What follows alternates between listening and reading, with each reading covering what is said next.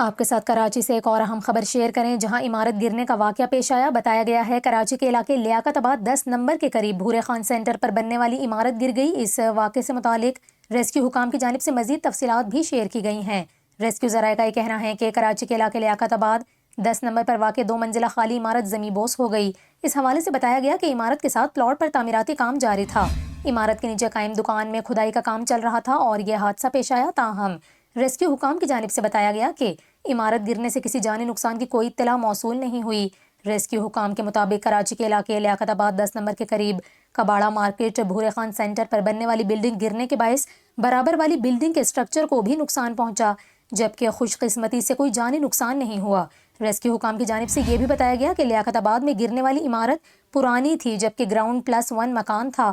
متاثرہ عمارت کی دونوں منزلوں پر گودام قائم تھے، جبکہ متاثرہ عمارت کے نیچے ایک دکان قائم تھی۔ تاہم حادثے کے وقت دکان میں کوئی موجود نہیں تھا۔ پولیس کے مطابق واقعے میں کسی قسم کا جانی نقصان نہیں ہوا۔